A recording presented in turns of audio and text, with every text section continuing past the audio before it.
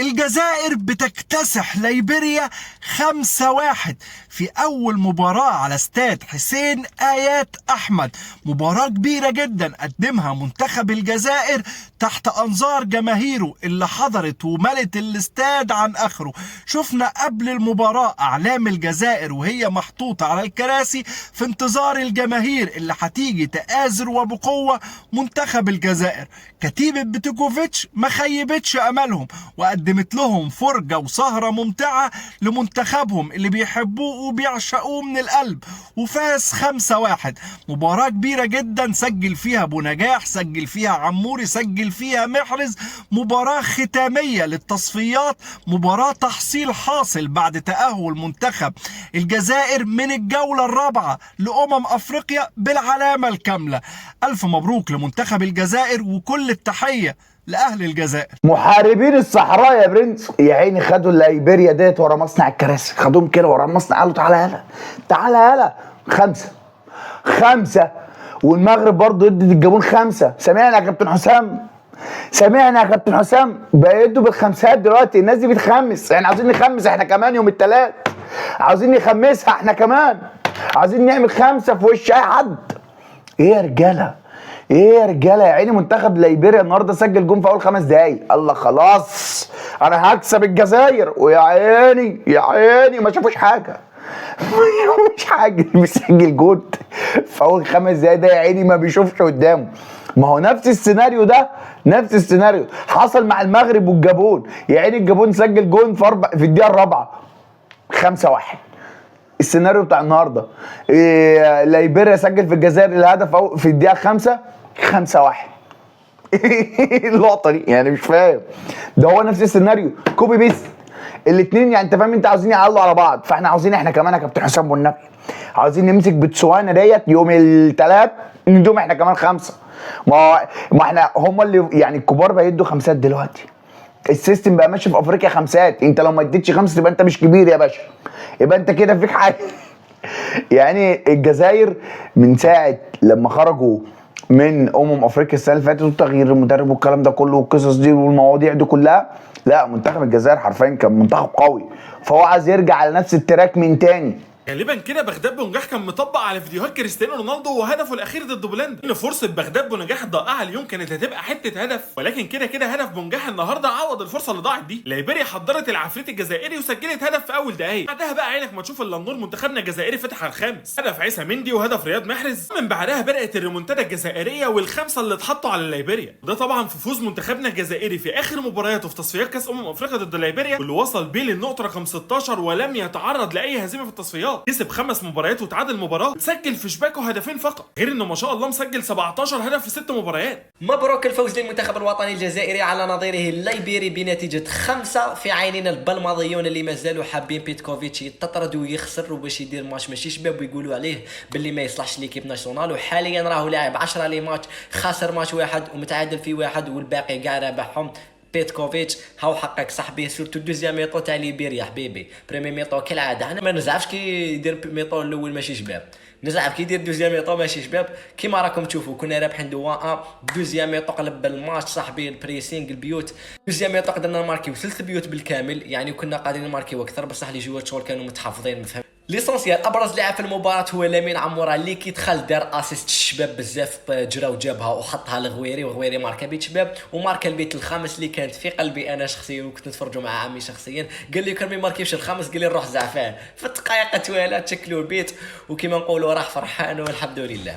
المفيد مبروك الفوز للمنتخب الوطني الجزائري، وفزنا ب5 والفوز الخامس وتعادل واحد ضد غينيا الاستوائيه. رانا ب 16 نقطه من اصل 18 نقطه، يعني خسرنا نقطتين فقط، سجلنا 16 هدف، استقبلنا 2. نعم المنتخب الوطني الجزائري عائد تدريجيا الى السكه. بالخمسة المنتخب الوطني الجزائري ينهي تصفية كأس افريقيا.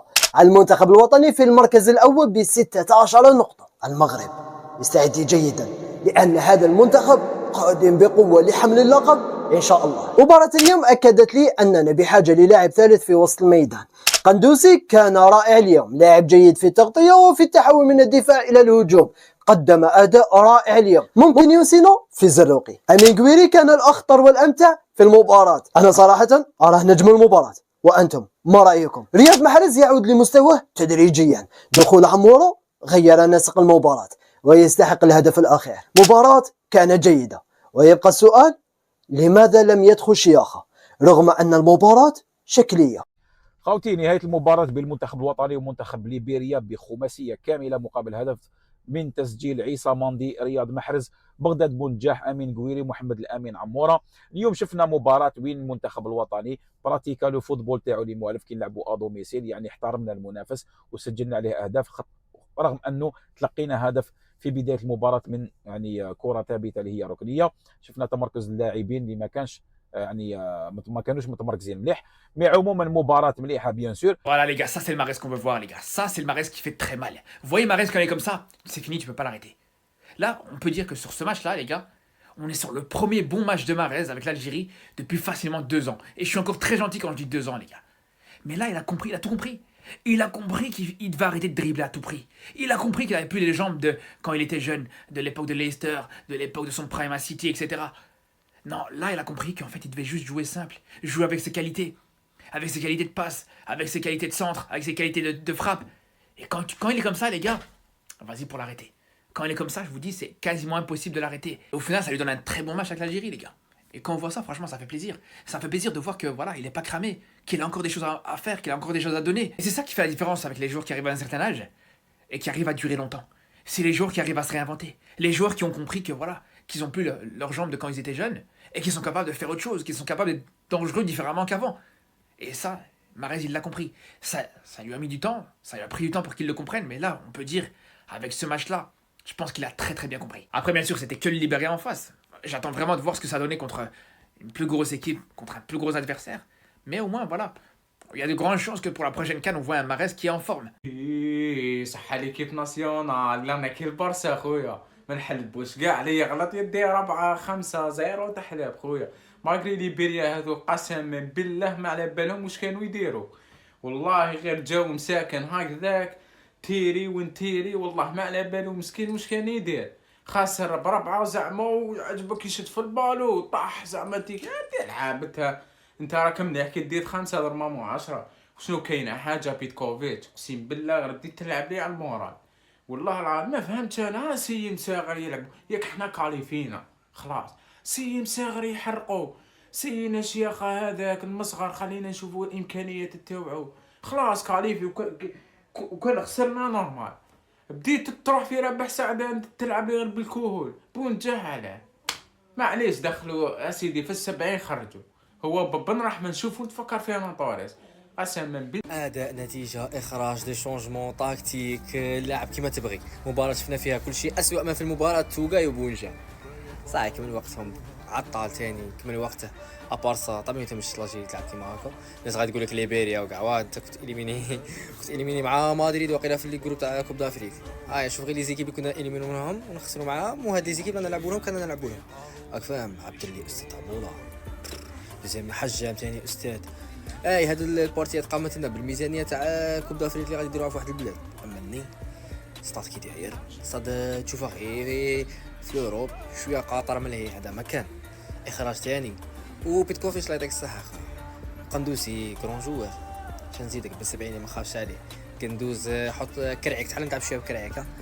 ولاطاك غويري خويا هذيك هي بلا غويري و10 اخرون في الرجال هذيك هي. المهم رانا في الطريق الصحيح. ما قلت لك ما تبقاش تنتقد خويا، ما تبقاش تقول على ما عايش هذا وما دخلش هذا وما جابش هذا السيد راه يروح ب5 الشيخه وما دخلش. فاهم؟ السيد ماركي 5 وهذا مكان والقادم افضل. سامعك.